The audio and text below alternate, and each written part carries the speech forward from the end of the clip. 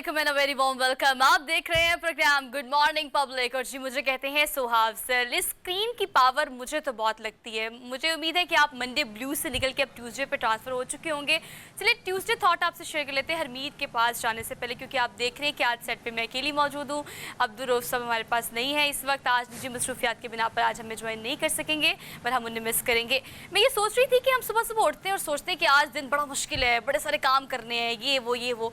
सुबह सुबह उठ के जंगजुओं की तरह अपने आप को असले से लेस तैयार कर लेते हैं और फिर सारा दिन मुश्किल ही गुजरता है। लेट्स चैलेंज योरसेल्फ कि इस पूरे हफ्ते में या आज पूरे दिन में जो भी काम मुझे मिलेगा या जो भी काम आपको मिलेगा, आप उसे मुकम्मल तौर पर अच्छे अंदाज में सरअंजाम देंगे तो यकीन करें चीज़ें आसान हो जाएंगी। अब इसी बात को ज़रा सेकंड करा लेते हैं हरमीत से। हरमीत, कैसे हैं आप और कैसे रहे आपके कल के काम और आगे वीकेंड पे कौन कौन से प्लान्स हैं? अस्सलाम वालेकुम, सत श्री अकाल, गुड मॉर्निंग सुहा। क्या करें, बहुत सारी मसरूफियात होती हैं दिन को। अगर आप देखें आजकल सेशन भी चल रहे हैं पार्लियामेंट की और उधर भी जाना पड़ता है, पर दीगर भी ऐसे मामलात होते हैं कि मसरूफियत तो रहती है। वीकेंड आता है तो वीकेंड हम सोचते हैं कि चिल होके गुजारेंगे, लेकिन फिर वही बात कि कोई ना कोई काम ऐसे आड़े आ जाते हैं। बट ये बात आपकी दुरुस्त है कि गर्मियाँ शदीद है, तो गर्मी में वो वीकेंड का उसी तरह मज़ा भी नहीं आता है। हाँ, ज़ाहिरी बात है, आप कोशिश ये करें कि बाहर ना निकलें तो फिर थोड़ा सा बंदा रिलैक्स होता है, लेकिन बहुत सारे ऐसे काम होते हैं जो बाहर निकल के ही करने पड़ते हैं। लेकिन बहरहाल सहाफ़ी और पुलिस का जो ड्यूटी है ना, वो हमेशा एक्टिव ही होती है। अच्छा देखिए, हरमीत को पब्लिक न्यूज़ की स्क्रीन पर आपने देखा होगा, जहाँ पर सेशंस होते हैं तो हरमीत पहुँच जाते हैं माइक लेके अपना, क्योंकि इनका वो हथियार जिससे लोगों से बातचीत करना और लोगों से बात करवाना भी बड़ा मुश्किल काम होता है। और इतनी शदीद गर्मी में लोग पहले गर्म हुए होते हैं, ऊपर सेशन गर्म, ऊपर से गर्मी गर्म, और उसके बाद महंगाई की सूरत हाल इतनी ज़्यादा हो गई है। तो क्या सूरत हाल है मुल्क की, आपको टॉप स्टोरीज से आगाज़ कर लेते हैं कि आज के रनडाउन में मैं और हरमीत आपसे क्या क्या शेयर करेंगे। तो हरमीत से डिस्कस करेंगे कि फाइनली अगर हम IMF की बात करें तो वहाँ पर तो हमारी बात नहीं बन सकी, लेकिन चीन की शहबाज शरीफ से जो बॉन्डिंग है उससे कोई भी छुपा ढका छुपा नहीं है। हमेशा से बड़े क्लोज रहे ये ताल्लुकात, और चीन ने बाकायदा तौर पर शहबाज शरीफ के साथ ज़्यादा मुतमईन होने का इजहार किया है और $2 अरब देने का फैसला कर लिया है। तो इस इमदाद से क्या प्लान अच्छा, वैसे है? सोहा, अगर मैं सारी चीज़ों को हर मद्देनज़र हम रखें ना, तो इसमें कोई शक नहीं है कि हमारे बहुत अच्छे ताल्लुकात हैं सऊदी ममालिक से, दीगर ममालिक से, चीन के साथ तो बहुत अच्छे ताल्लुकात हैं। लेकिन सारी चीज़ें अब यहाँ पे देखें ना कि सारी चीज़ें मशरूत हैं IMF के लोन के साथ। IMF की तरफ से हमें जो है वो मिलेगा लोन, हमें वो जो चीज़ें मिलेंगी, तो उसके बाद फिर दीगर आप देखेंगे कि बहुत सारे ममालिक जो हैं वो भी, उनको एक एतमाद मिल जाता है कि भाई अब कुछ बेहतरी आई है, तो अगर हम अपना पैसा इन्वेस्ट करते हैं या देते हैं पाकिस्तान को, तो कम से कम अब हमें भरोसा करना चाहिए। तो यही वजूहत है कि अभी बहुत सारे ममालिक देने को तैयार हैं, लेकिन सबसे पहले उनको इंतज़ार है कि IMF की जानिब से जो मामलात हैं वो तय हो जाएँ। IMF की अगर हम बात करें तो कल परसों जो है मिफ्ता इस्माइल साहब जो हैं वो ये कह रहे थे कि IMF खुश नहीं है, बिल्कुल भी खुश नहीं है। अगर पेट्रोल जो है 210 तक पहुंच जाए, 250 तक भी पहुंच जाए, तो वो खुश नहीं है। और अब उन्होंने जो बात की है, तो मेरे ख्याल में जो सब्सिडी है वो हटानी होगी और पेट्रोल की कीमत मजीद बढ़ानी हमें होगी और डीजल की। तो इट्स मीन कि आने वाले दौर में, आने वाले दिनों में पेट्रोल की कीमत जो है वो 250, 260 और 270 को क्रॉस कर सकती है। बिल्कुल ऐसे ही है। तो उससे और मजीद महंगाई बढ़ेगी, और महंगाई जब शौकत बढ़ेगी तो आपको पता है कि क्राइम रेट और बहुत सारी चीज़ें उसके साथ बढ़ जाती हैं, फ्रस्ट्रेशन बढ़ जाती है, बहुत सारे लोग बेरोजगार हैं, तो बहुत सारे लोग मजीद बेरोजगार हो जाते हैं। अच्छा, और एक और बात ये भी, कल शौकत तरीन साहब का बड़ा सख्त रद्द-ए-अमल मौजूदा बजट जो वफाकी पेश किया गया उस पर यह भी आया था कि आप इस चीज़ के लिए मेंटली तैयार रहें कि 310 तक जो भी पेट्रोल और आपकी पेट्रोलियम मसनूआत जो है वो जा सकती हैं। तो कोई प्रेडिक्शन 70 की कर रहा है, कोई 50 की कर रहा है, कोई 300 की कर रहा है, तो हम तो इस प्रेडिक्शंस पे चल रहे हैं फिलहाल। लेकिन हम आज के रनडाउन में डिटेल में डिस्कस करेंगे इसको और आगे। इसके अलावा हम भारत से खबर शामिल करेंगे। आपको सब जानते हैं कि वहाँ पर मुजाहरे हो रहे थे, जो भी सूरत हाल है OIC की और दीगर ममालिक की, जो भी हमने वहाँ पर हर तरह से सफारतकारों को बुलाकर उनसे पूछा गया कि किसी तौर पर भी हम ये चीज़ कबूल नहीं करेंगे कि हमारे पैगंबर हज़रत मोहम्मद सल्लल्लाहु अलैहि वसल्लम के बारे में जो भी आपके वहाँ रहनुमाओं ने बात की है उसको हम सख्ती से कंडेम करते हैं। लेकिन इसके अलावा अब जो मुजाहरे वहाँ पर हो रहे हैं, वहाँ पर अब ये नौबत पहुँच गई है कि लोगों के घरों को, ख़ासतौर पर मुसलमानों के घरों को, जो मुजाहिरीन हैं उनके घरों को मिसमार किया जा रहा है। इसको आज के रनडाउन में हम डिस्कस करेंगे। इसके अलावा हरमीत, आज वर्ल्ड डोनर डे मनाया जा रहा है और खून के एहतियात जो लोग भी देते हैं उनके लिए ख़ास तौर पर ये दिन मनाया जाता है। 14 जून के इस हफ्ते में ख़ास तौर पर इस पूरे वीक को मनाया जाता है। इसको भी आज के रनडाउन में हम डिस्कस करेंगे। प्लस हम पाकिस्तान से पहली बार मेल कैटेगरी में कई टाइटल अपने नाम जिसने किए हैं उनकी मुलाकात आपसे कराएंगे।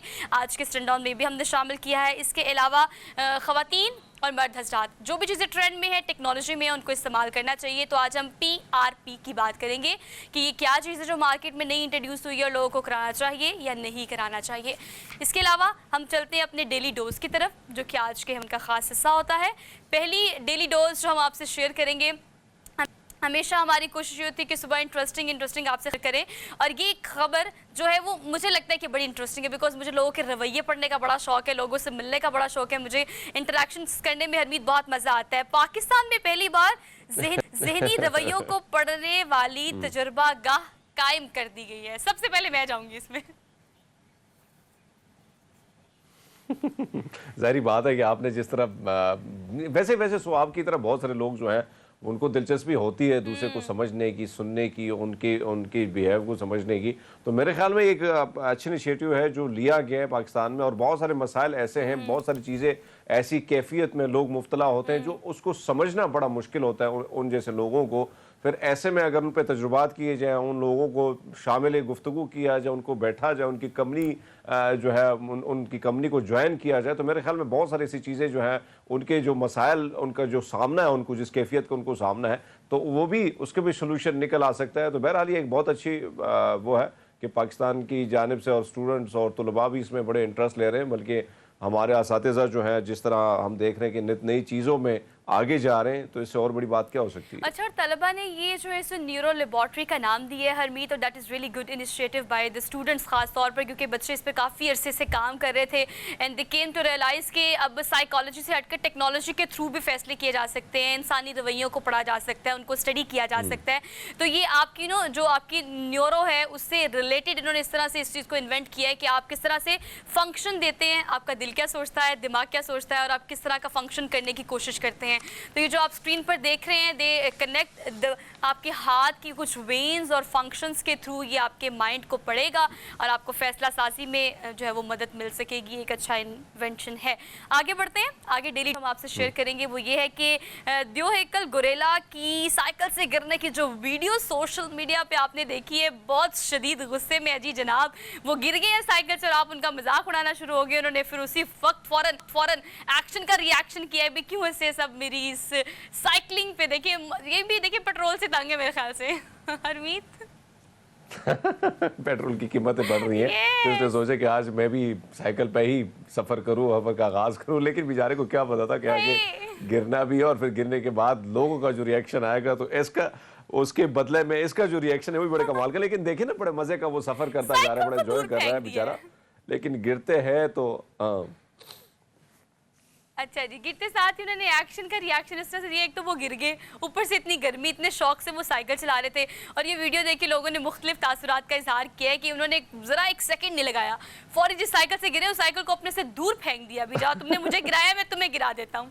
तो ये बड़ी इंटरेस्टिंग सी वीडियो है, और ये आपको पता है काफ़ी ज़्यादा अच्छा मंकीज़ या गोरिल्लास की अगर बात की जाए हरमीत, तो इनको कहा जाता है they have the thought process like human beings ना, लोगों की तरह सोचते हैं, लोगों की तरह रिएक्ट करते हैं। तो आपने देखा इस वीडियो में गुस्सा भी बिल्कुल लोगों की तरह किया जा रहा है, लोग भी बख्शते नहीं है, फौरन एक्शन का रिएक्शन देखे ना, वो बिल्कुल अकड़ के बंदा जो आ जाता है ना, कि उसको जब चोट लगती है इंसान को, तब वो कभी कभार ना आसपास कोई ना हो तो बंदा वो चीज़ फेंक भी देता है गुस्से में, चाहे आपके हाथ में जो भी हो।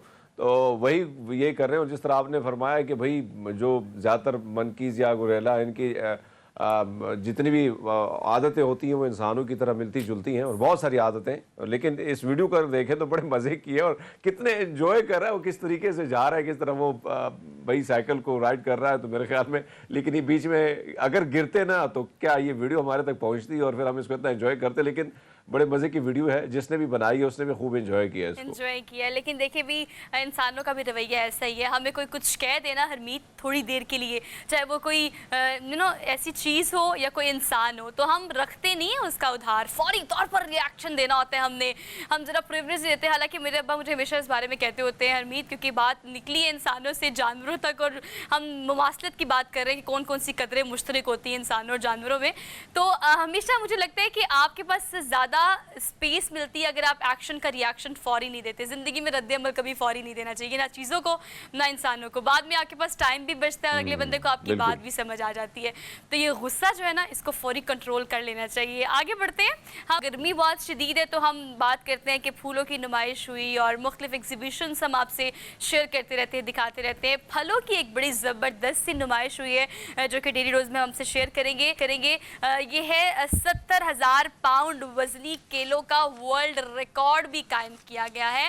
और ये कितने फ्रेश लग रहे हैं हरमीत देखने में। इट्स लाइक इसका जो वजन है वो 70,000 पाउंड है। मुनफरिद सी एक नुमाइश है ये। वही तो मैं भी, मतलब आप देखें ना कि बड़े तरोताज़ा और सारी चीज़ें बड़ी हैं। लेकिन ये बात है कि आप मुख्तलिफ हम देखते हैं कि मैं बहुत सारे एग्जीबिशन में ऐसे गया हूँ कि फलों के जो मुख्तलिफ़ किस्म के फल आपको जब देखते हैं और मुख्तलिफ़ किस्म के फल जब उसमें आपको नज़र आता है, क्योंकि हम तो कुछ फलों के साथ आदी हैं, लेकिन उसमें भी आपको बड़ा मज़ा आता है। लेकिन यहाँ पे देखें तो केलों की एक बहुत बड़ी तादाद जो है वो आपको यहाँ पे ही नज़र आएगी, और वो भी बड़े फ्रेश होके, क्योंकि एक तो गर्मी है, आपकी बात दुरुस्त है कि एक गर्मी है, कभी कभी फ्रूट जो है मुरझा भी जाता है, लेकिन आप देखें तो तरोताज़ा, क्योंकि ज़ाहिर बात है इस किस्म की जब एग्जीबिशन होते हैं तो बहुत सारे इंतजाम इनके लिए किए जाते हैं। लेकिन हरमीत एक ये भी होता है, बहुत सारे इकसाम के केले भी वहाँ पर मौजूद है। चले, एक तो वर्ल्ड रिकॉर्ड कायम किया है कोई 70,000 पाउंड वजनी केलों का, ये तो वर्ल्ड रिकॉर्ड है। अपार्ट फ्रॉम दिस, अगर इस नुमाइश की स्पेसिफिकली बात की जाए तो इस एग्जीबिशन में उन्होंने बहुत सारी काइंड्स रखी हैं केलों की। क्योंकि मैं इट्स बिन लाइक 2 और 3 ईयर्स अगो जब मैं टर्की गई तो वहाँ पर मैंने पता नहीं इत्तफाकन देखा, इम्पोर्ट किया हुआ था या क्या, वहाँ पर फ्रूट्स बड़े महंगे थे और स्पेसिफिकली हरमीत वहाँ केले बहुत महंगे थे। मैं तो हैरान हो गई कि टर्की जैसे सस्ता मुल्क है, वहाँ पे हर चीज़ वहाँ लीरा की कीमत उस वक्त 33 रुपए थी, तो ज़्यादा प्राइस भी नहीं थी, लेकिन स्पेसिफिकली केलों की कीमत बहुत ज़्यादा वहाँ पर महंगी थी और मैं हैरान हुई। कुछ जगहों में हम देखते हैं कि जहाँ पे पैदावार अगर उस इलाके की ना हो तो फिर बहुत सारी चीज़ें आपको महंगी मिल जाती हैं। बहुत सारे ऐसी चीज़ें जो हमारे यहाँ बिल्कुल सस्ती मिलती हैं। मुझे याद है कि ये जो जापानीज़ फल हैं, ये इसकी बाहर बहुत ज़्यादा कीमत है, लेकिन अगर आप देखें तो मेरे गांव में तो बिल्कुल फ्री मिलता है, क्योंकि मेरे गांव से ही ज़्यादा यहाँ पे इनकी दरख्त है और ज़्यादा बागात इधर ही हैं। तो आपको बहुत सारी चीज़ें, क्योंकि अगर बनाने की बात हम करें तो बहुत सारे केला की बहुत सारे अक़साम जो है वो पाकिस्तान में ही मिल जाते हैं और बासानी मिल जाते हैं।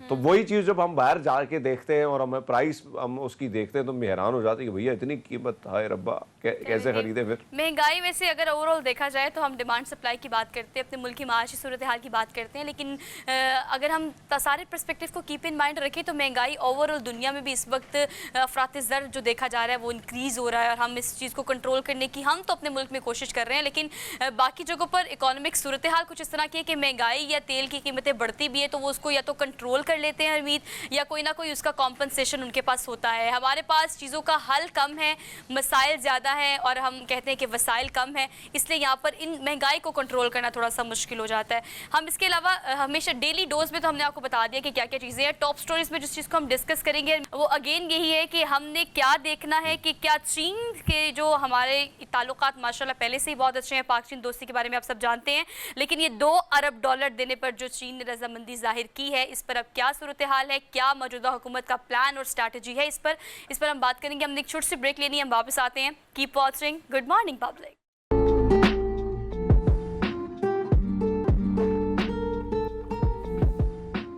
Welcome back after the break. तो बेसिकली जो बजट पेश किया गया उसके बाद सूरत हाल मुल्क की ऐसी है कि हर चीज़ की प्राइसेस जो है ऊपर जा रही हैं। कल इत्तफाक हुआ मेरा मार्केट जाने का तो इस बात का अंदाज़ा हुआ कि अशे खुर्दोनोश जो हैं उनकी कीमतें किस हद तक बढ़ गई हैं, और पाकिस्तान में अगर चीज़ों की कीमतें बढ़ जाती हैं, पेट्रोलियम मसनूआत हो या अशे खुर्दोनोश हो, तो उसकी कीमत नीचे आना मुश्किल हो जाता है। लेकिन अब इस बजट के पेश करने के बाद ये अच्छा इनिशिएटिव भी इसको कहा जा सकता है, या इसको किस तरह से हमारे सीनियर तज्ज़ियाकार देखते हैं, इस पर बात करेंगे कि चीन शहबाज शरीफ के साथ काफ़ी हद तक मुतमईन है शुरू से ही, जब पहले भी इनकी गवर्नमेंट थी, और आज की अगर मौजूदा हुकूमत की भी बात की जाए तो चीन ने पाकिस्तान को $2 अरब देने पर रजामंदी का इजहार किया है। ये क्या सूरत हाल है, और यह मकबूल जान सीनियर तज्ज़ियाकार टेलीफोन लाइन पर हमारे साथ मौजूद हैं और इनसे बात करेंगे। अस्सलाम वालेकुम सर, कैसे हैं आप? ठीक है जी अस्सलाम रहमतुल्लाह। सर आपको सुबह बखैर। सर कहिएगा कि हम पाक चीन दोस्ती का तो हम सबको पता है, लेकिन शहबाज शरीफ से ताल्लुकात हमेशा से बड़े अच्छे रहे और बड़े मुतमईन रहा है चीन। आप किस तरह से देखते हैं, क्या स्ट्रैटेजी होगी मौजूदा हुकूमत की, क्या करेंगे वो ये जो $2 अरब देने पर रजामंदी का इजहार किया चीन ने? देखिए पहली बात यह है कि हुकूमतों के तल्लुकात जो हैं वो लोगों के साथ नहीं होते, और लोगों हुकूमतों के तल्लुकात हुकूमतों के साथ होते हैं और अपने मफादात के हिसाब से होते हैं। बिल्कुल ऐसे। ये कभी नहीं हुआ कि शहबाज शरीफ साहब जो एग्जाइल में चले गए और चीन ने कहा होगा कि मेरे चूंकि शहबाज शरीफ के साथ तल्लुकात हैं तो मैं बाकियों के साथ तल्लुकात खत्म कर दूं।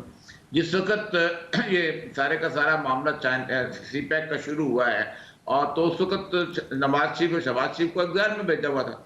मुझे याद है अच्छी तरह ग्वादर प्रोजेक्ट था तो मुशर्रफ साहब ने वहां पर उसका इफ्ताह किया था और वहां जाकर उन्होंने काम शुरू किया था।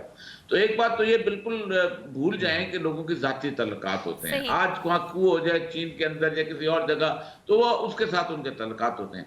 तो ये खबर मुझे नहीं पता कि $2 अरब उनको देने का कहा है। बेसिकली चीन जो था उसके पैसे पार्क किए थे उसने हमारी क्राइसिस की वजह से।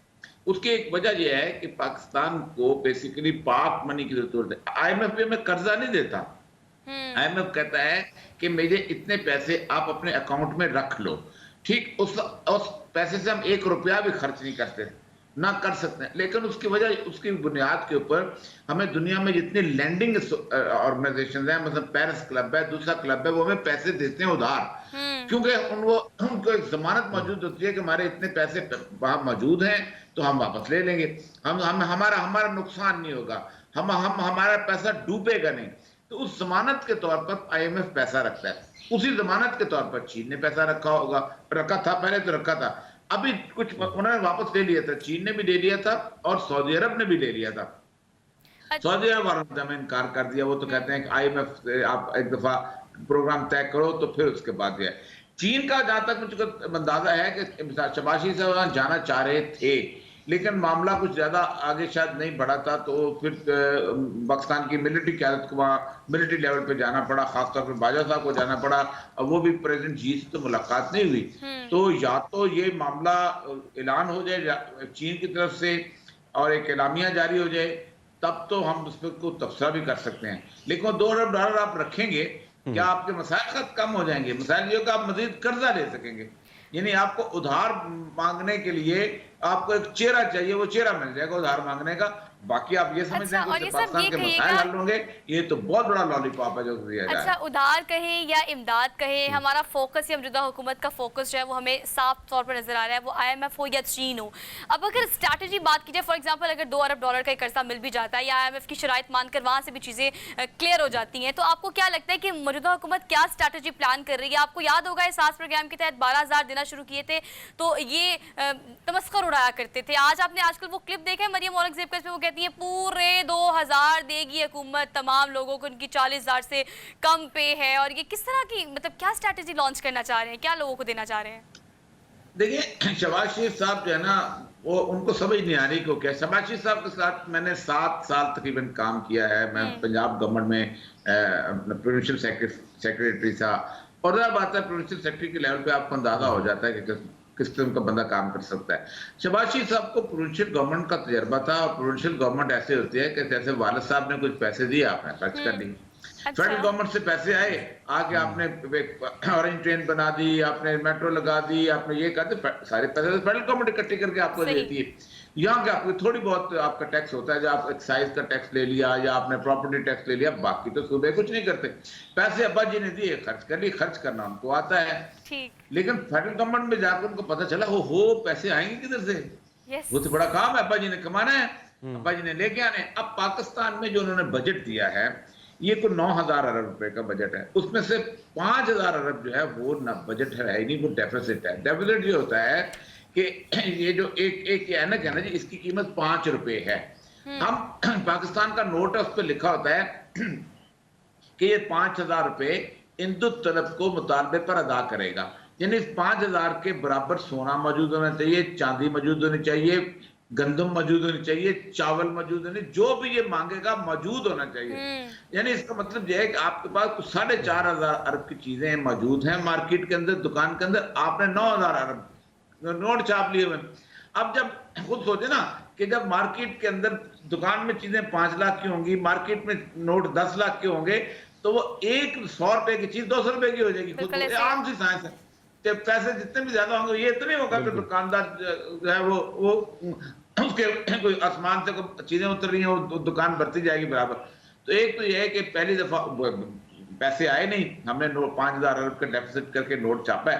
अब वो नोट छापेंगे तो मामला पेट्रोल से इतना नहीं है मामला उसके बढ़ने का, अपना बहुत बात इंटरनेशनल इतना नहीं, 2 चीजों से कीमतें बढ़ती हैं। देखें एक बात याद रखें, और जो हम आसान करके समझाता हूँ, एक छपती बढ़ती है जब आप नोट ज्यादा छाप देते हैं जेब के अंदर, नोटों की बोरियां बढ़ जाती हैं, खुराक की बोरियां कम हो जाती हैं।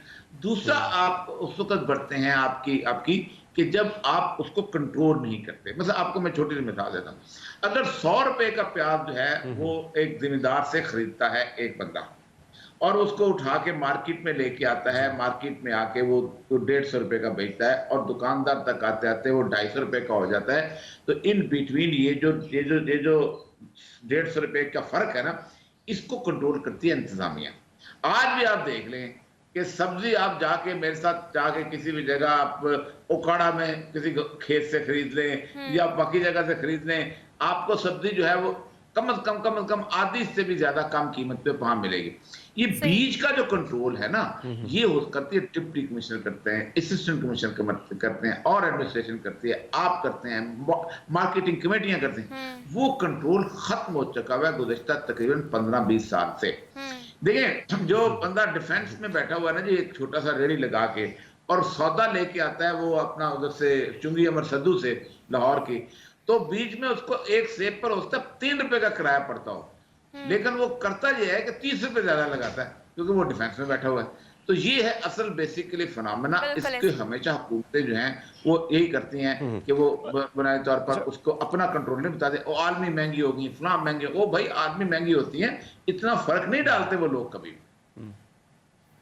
जी। और ये मकबूल जान साहब, अगर हम देखें कि माशी बहरान तो इस मुल्क में चल रहा है और महंगाई जो है वो अभी, जैसे मिफ्ता इस्माइल साहब फरमा चुके हैं कि IMF नाखुश है, तो मेरे ख्याल में उसको खुश करने के लिए मज़ीद चीज़ें बढ़ानी पड़ेंगी। लेकिन इसके साथ साथ साबिक़ वज़ीर-ए-आज़म इमरान खान साहब का एक बयान सामने है जिसमें उनका कहना है कि बजट पेश होने के बाद जुलाई में इलेक्शन होंगे, और शेख रशीद साहब भी फरमा चुके हैं। तो क्या आपको लगता है सर कि कोई ग्रीन सिग्नल खान साहब को मिल चुका है? देखिए, ये जिन लोगों के कहने पे ऊपर इन्होंने हुकूमत पे आए हैं, वो अब तो दुनिया में अब तो ऑब्वियस हो गया हुआ है। अब मुझे आपको झूठ नहीं बोलना चाहिए कि नहीं वो खुद एक मूव हुई थी और ये हुआ था वो हुआ था। सियासत में हमने बहुत ज्यादा मुनाफकत कर ली। एस्टैब्लिशमेंट का लफ्ज बुनियादी तौर पे नाम ही मुनाफकत है। हर बंदे को पता है एस्टैब्लिशमेंट कौन है। ये बिल्कुल ही ऐसी है कि ओरिया मकबूल जान की बजाय मेरा नाम चूंकि मैं अब्बासी लिखता हूँ, कहते वो जान अब्बासी साहब जो है वो कहते थे। तो नहीं, बात सीधी खरी बात है कि जो लाए थे वो ये कहते हैं कि अब हम आ गए, हमसे चलती नहीं। वो कहता है नहीं, अब ना तुम ऐसा करो कि तुम अब यहाँ बैठो। मुझे अच्छी तरह अपना लतीफा याद आता है, जिस बारे में ड्रामे लिखता था। तो हमारी टीम ज़ियारत में रिकॉर्डिंग करने के लिए गई। तो रिकॉर्डिंग के दरमियान हुआ ये कि वहां पर रात को एक साहब ने खाना किया, रात को 12-1 बजे की ज़ियारत में, ठंड सर्दी का मौसम ये वो। तो एक कोई हीरोइन थी हमारी, मैं नाम नहीं लेना चाहता, तो उसने कहा कि मुझे उन्हें कुछ और खिदमत करूं। बड़ी अच्छी दावत थी। तो दावत के बाद उसने कहा नहीं, मुझे ना इस वक्त ना एक कोई ना बोतल पीने, कोल्ड ड्रिंक पीने को जी चाह रहा है। अब ज़ियारत जैसी जगह कोल्ड ड्रिंक कहाँ से मिलेगी? अच्छा, उस बेचारे ने रातों बंदे दौड़ाए, रात को खुलवाई, दुकान खुलवाई, वहां से वो कोल्ड ड्रिंक निकाली। इतने में आधा पौना घंटा लग गया, तो उतने में वो कोक आ गई। तो मोहतरमा ने कहा नहीं, अब तो मेरा जी नहीं करता। तो उसने पिस्तौल निकाल लिया। उसने कहा अब तो तुम पिए। अब तो नहीं, अब पिएगा। कोई रास्ता नहीं है। अब वो मतलब वो कहते हैं अब तुम रहेगा, अब नहीं जाता तुम।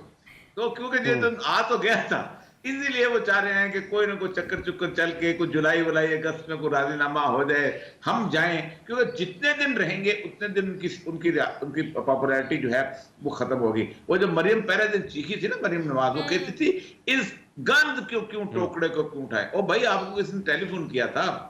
आपको किसी ने घर जाके रोका दिया था कि तशरीफ लाए, इस टोकरे को उठाए? ये आपने टोकरा को खुद लिया है।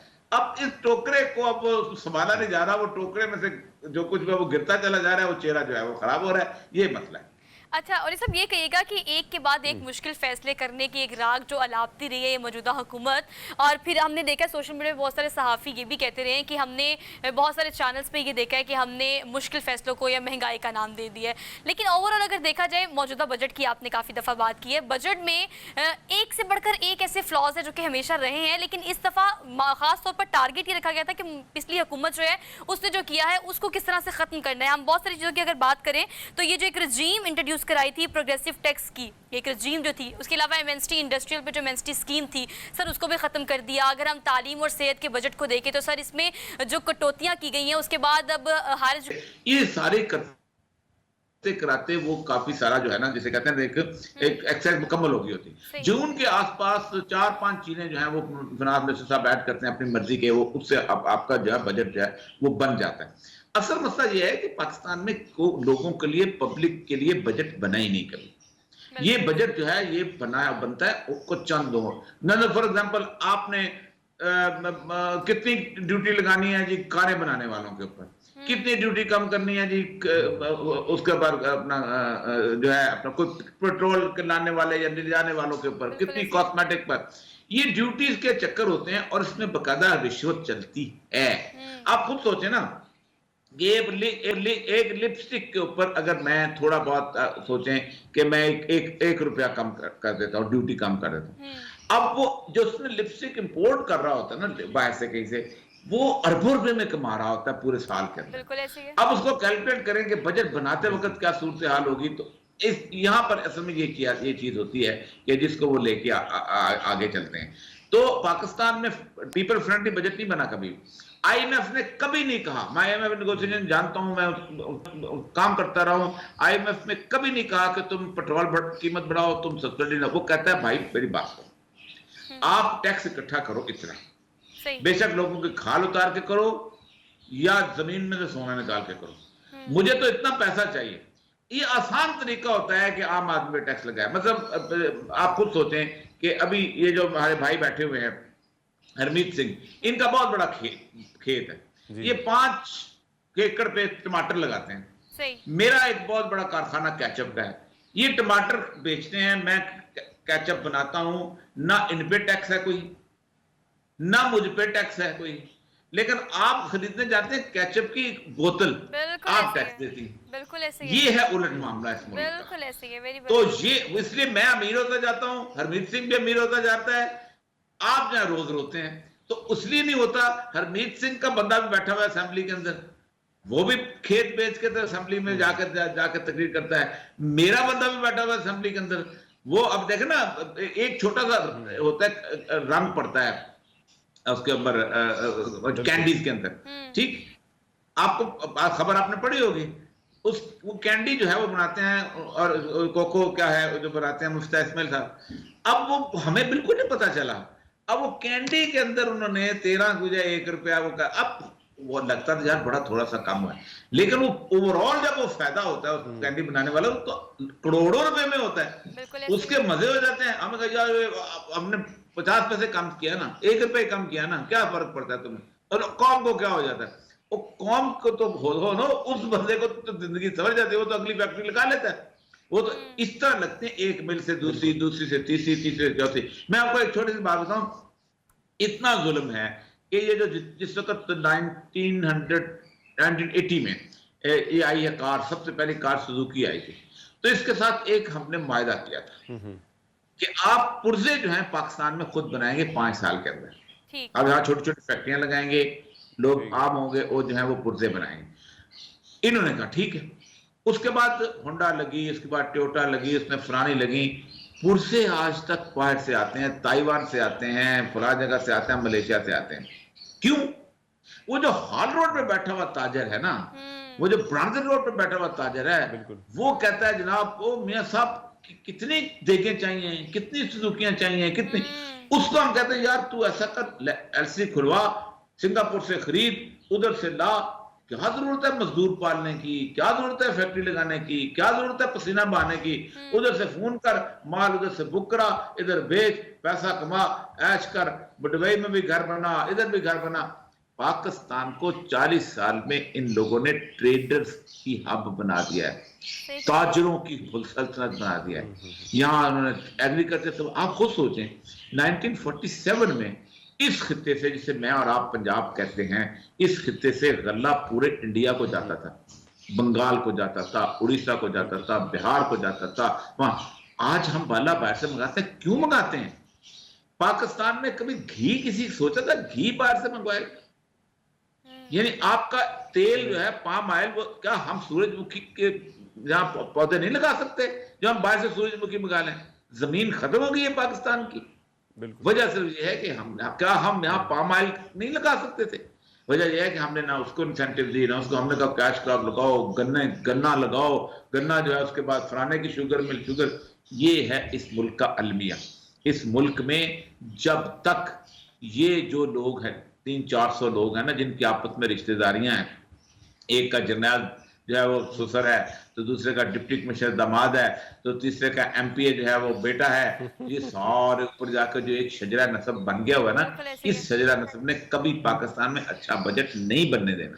चलिए sir, last but not the least ये कहिएगा कि अगर हम इकोनॉमिक ग्रोथ देखें, जीडीपी देखें, जो भी अभी इस वक्त इकोनॉमिक सर्वे हुए हैं और हमने जो भी मार्केट में देखे हैं, आपने बहुत सारी चीज़ों को स्टडी किया होगा, economic growth sir 5.9 close to 6 थी ओवरऑल। अगर पिछली एक्स गवर्नमेंट को देखा जाए तो चीज़ें हमें बेहतर होती किसी ना किसी हद तक नज़र आ रही थी। लेकिन चले, ये जो प्रोग्रेसिव टैक्स रजीम थी ये ख़त्म कर दी, इंडस्ट्रियल मिनिस्ट्री स्कीम ख़त्म कर दी। अब आप किस तरह देखते हैं कि इन तमाम चीज़ों के बावजूद भी मौजूदा गवर्नमेंट यही कह रही होती है कि नहीं, महंगाई बहुत ज़्यादा है, जीडीपी नहीं ठीक, इकोनॉमिक सूरत हाल बहुत ज़्यादा ख़राब है, ख़जाने में कुछ नहीं है। पिछली गवर्नमेंट के इस सर्वे को आप कैसे देखते हैं? देखिए, मैं सर्वेस को तो इसलिए मैं इस पर बिलीव नहीं करता। खैर इकोनॉमिक सर्वे तो खैर शहबाज शरीफ साहब के सामने, उनके सामने इमरान खान की तारीफें की है ना उस मीटिंग के अंदर। अच्छा, जो इकोनॉमिक सर्वे जब पेश हुआ है तो इससे ज्यादा किसी बंदे की क्या हो सकती है कि उनकी अपनी ऑर्गेनाइजेशन ने प्राइम मिनिस्टर की मीटिंग सामने जब पेश किया तो उन्होंने कहा इमरान खान साहब ये अच्छा कर रहा था, ये अच्छा कर रहा था, मुंह उनका लटक गया। अब उसको रोक नहीं सकते थे, जाहिर बात है आखिरी वक्त पे आए थे। तो वो तो उन्होंने कहा कि ये ग्रोथ, मसला सारा ये है कि जिस बंदे ने भी पाकिस्तान के अंदर ये जाते जाते ये असर के वक्त रोजा खोला है, उसने इस मुल्क के साथ भी जुल्म किया है। अब खोला गया अमेरिका के कहने के। मैंने 1 साल पहले लिखा था कि यूक्रेन और पाकिस्तान ये 2 मुल्क हैं, इनको वो डिस्टेबलाइज करेंगे। ये उनकी मोटो है। 2019 के अंदर पेंटागन स्ट्रेटेजी आई थी, उसमें उन्होंने करना ही करना था। अगर कुछ शख्स ये समझता है कि आपको माशी तौर पर खुशहाल बनाने के लिए अमेरिका ने शहबाज शरीफ को लाया, इन लोगों को नहीं। 9 मई को मैंने ट्वीट किया था कि शहबाज शरीफ की गवर्नमेंट को पाकिस्तान को डिफॉल्ट करने के लिए लाया गया है, क्योंकि जब आप डिफॉल्ट करते हैं तो आपसे बहुत सारी जो है टर्म्स एंड कंडीशन हो जाती हैं। आप डिफॉल्ट के करीब जा रहे हैं, माने या ना माने। आपके रेवेन्यूज नहीं जनरेट हो रहे, आपका अगली जब कर्जे की किस्त है, आपके पास जेब में पैसे नहीं है। सऊदी अरब को उन्होंने मना कर दिया, खबरदार कान पकड़ के इधर एक काना ना देना, IMF ने कह दिया, यूएई कंट्रीज वगैरह ने कह दिया, चीन को हम नाराज कर चुके हुए हैं।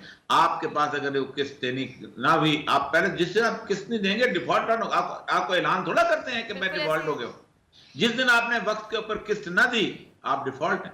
जब आप डिफॉल्ट हैं तो आपके वो सारे के सारे गिद्दें जो आ जाएंगी, आइए जनाब हमारे साथ तय करें कि हम क्या करें, फिर आप जो मर्जी करते रहें। जी हरमीत।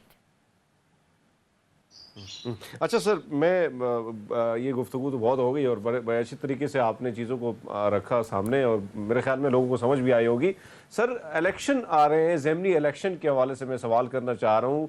PTI की जानिब से जो है वो टिकटें भी जारी कर दी गई हैं, तो इसके बारे में आपका क्या ख्याल है कि क्या कुछ, क्योंकि हम देख रहे हैं पॉपुलरिटी जो खान साहब की उसमें कमी नहीं आई है, बढ़ी है, तो ऐसे में इस इलेक्शन में आप क्या देखते हैं कि क्या कुछ सीट्स जो है खान साहब की पार्टी जीत सकती है?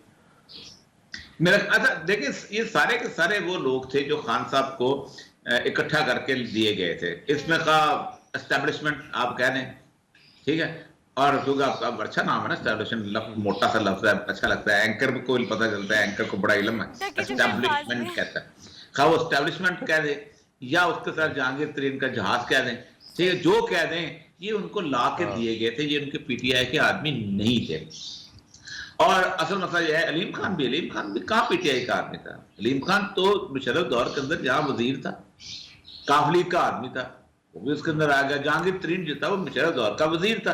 तो इसका बाकियों का वजीर था साथ साथ। बिल्कुल। ये या मैं जब शहबाज शरीफ साहब का यहाँ होता था, आई थिंक फैक्ट इन्फॉर्मेशन था, तो ये शफकत महमूद एडवाइजर था उनका, और बकायदा 4.5 लाख के 3 लाख रुपए तनख्वाह लेता था उसका, वो जो उन्होंने खासतौर पर administrative adviser.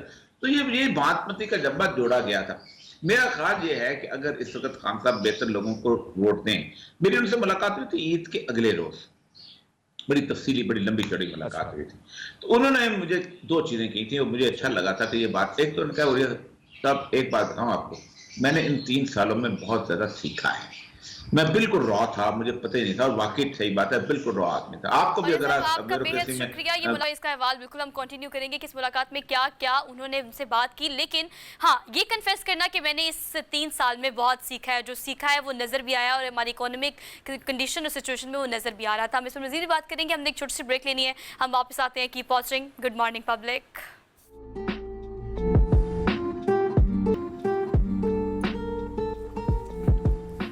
Welcome back after the break. So we are in the second hour of the show और मेरे सेट पे थोड़ी सी तब्दीली देख के आपको इस बात का अंदाज़ा हो गया होगा कि we are going to celebrate the victory of Pakistan. जी हाँ, मैंने रनडाउन में इनिशियली आपसे तारुफ कराया था कि पाकिस्तान में पहली बार मेल कैटेगरी में कई टाइटल्स अपने नाम करने वाली पर्सनैलिटी से आपसे मुलाकात कराऊंगी, तो मुलाकात मैं करवाती हूँ। मेरे साथ ऑन सेट मौजूद है सैयद शाह, इनका नाम है, मिस्टर पाकिस्तान वर्ल्ड का टाइटल इन्होंने अपने नाम किया है, बहुत सारी ट्रॉफीज इनकी आगे पड़ी हैं, वो भी आप देख रहे होंगे। इनको वेलकम कहते हैं आज के शो में। अस्सलाम वालेकुम। वालेकुम सलाम, thank you so much. Good to see you and welcome to the show.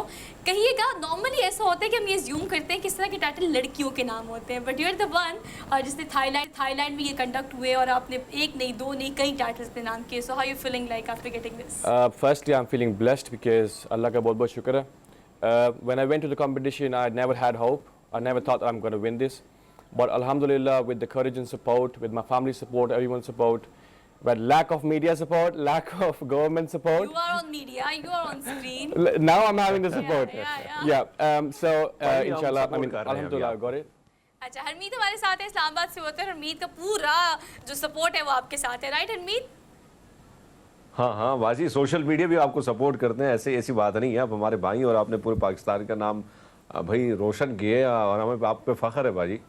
अच्छा जी, थैंक यू सो मच। मुझे ये बताएं कि यहाँ पर सैयद शाह ये 3 ट्रॉफीज आपके आगे पड़ी हैं और तीनों डिफरेंट कैटेगरीज की हैं। कौन कौन सी कैटेगरीज हैं और how long you are taking all this, ना कितनी देर से आप इस पर काम कर रहे थे, और थाईलैंड में अगर ये हुए हैं तो कब से आपने पार्टिसिपेट किया, और बहुत सारे ममालिक आपने बताया, आई थिंक 26 ममालिक थे वहाँ पे, और अच्छी बात ये कि इंडिया से भी आप जीते हैं।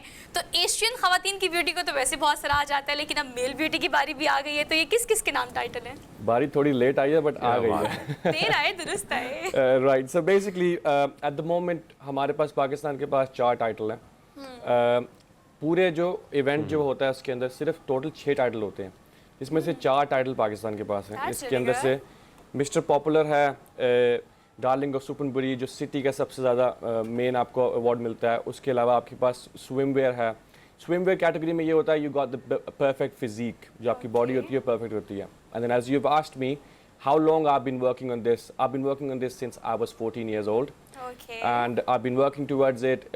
4 घंटे जिम में, फिर अपनी वॉक पे काम करना, फिर अपने स्पीच पे काम करना, अपनी personality, how do I carry my personality and all these. So once I have to pass all those hurdles and then I was able to get it. Okay, so you got this inspiration from like अगर आप 14 साल की उम्र से कर रहे हो तो obviously you have seen so many personalities जो इस तरह का काम करती होंगी, या फैमिली में एथलीट्स होंगे, या ऑन स्क्रीन आपने देखा होगा। सो कहाँ से इंस्पिरेशन मिली? Inspiration is firstly starts from your home. My parents, my mother is a big inspiration for me. My elder brother, my father, everyone is a big inspiration for me. And then from there, then I've been looking at Lollywood. One guy I admire a lot and his energy is Fahad Mustafa. I really admire his energy because I think I can match his energy. Okay. Because जैसे वो अपना show करते हैं. So I think I can match his energy. So he inspired me all the time. I gathered up myself and then I was like, okay, I should do something as well. So that's something inspired me, to be honest. अच्छा, someone inspired you, और ऐसा होता है कि जब आप बहुत सारे टाइटल अपने नाम जीत लेते हैं और आप जीत कर घर आते हैं, पाकिस्तान आते हैं, पाकिस्तान तो आपको अप्रिशिएट भी कर रहा है और एक क्रेडिट भी आपने ही पाकिस्तान को लेके दिया है, लेकिन उसके बाद घर में और देखने वाले और सोशल मीडिया में बहुत सारे लोग एक्टिव हो जाते हैं कि भाई हमने भी ये करना है, हमने we are just going to participate. तो किस तरह का फीडबैक मिल रहा है after winning all these trophies? Yeah, so feedback is crazy, to be honest. I was never expecting to be honest, जब मैं कंपटीशन में गया भी था मुझे नहीं लगा था कि हमें पाकिस्तान को, क्योंकि हम लोग कभी ज़िंदगी में कभी क्वालिफाई नहीं किए. So this time around when we qualified, in fact we won trophies as well. I never thought, but now अल्हम्दुलिल्लाह we got it. But then जो सपोर्ट मुझे इस वक्त मिल रहा है, specially media is all over the place. They contacted me, they asked me to come down. और specially मैं पाकिस्तान में सिर्फ 5-6 दिनों के लिए आया हूँ, specially for media. Otherwise, I would have not come to Pakistan अगर ट्रॉफी ना जीतता तो. So yes, the support is crazy. In fact, when I landed on the airport, Thailand से जब आया हूँ, तो all the custom officers and all of them, I don't know, God knows how they knew that I won. They reached out to me. They said, "Sir, हमने देखा है आपका show और ये वगैरह." उसके अलावा, you know, a lot of restaurants are inviting me. A lot of different TV channels are inviting me. I feel very humble, to be honest. That's really good. जी हरमीत. अच्छा पाजी, आप माशाल्लाह वैसे कमाल हैं, आप बहुत हैंडसम भी हैं, और वैसे आप जिस तरह आपने आपको मेंटेन रखा है, तो बहुत सारी चीज़ों के हवाले से आप जैसे लोग जो हैं बड़े एहतियात रखते हैं. तो खाने पीने के हवाले से कौन सी चीज़ें बड़े शौक से आप खा लेते हैं, और बहुत सारी चीज़ों से आपको कहा भी जाता है, अम्मी भी कहती है कि भैया आपने खाना है, आपने कहा, लेकिन आप इनकारी होते कि नहीं मैं मोटा हो जाऊँगा. ऐसा कभी होता है? जी जी बिल्कुल ज़रूर. बिकॉज जो शो होता है, शो से पहले मैंने 6 महीने पहले अपनी डाइट स्टार्ट की थी. बिकॉज आपको अपने आप को फिट रहना पड़ता है. तो उस डाइट में बहुत सारी चीज़ें आपको खानी पड़ती हैं जो आप खाना नहीं भी चाहते. For example, you know, lot of vegetables, lot of protein in form of chicken. आप प्रोटीन शेक्स लेते हो और ये चीज़ें लेते हो जो कि आपके नॉर्मली रूटीन डाइट में ये चीज़ें नहीं होती.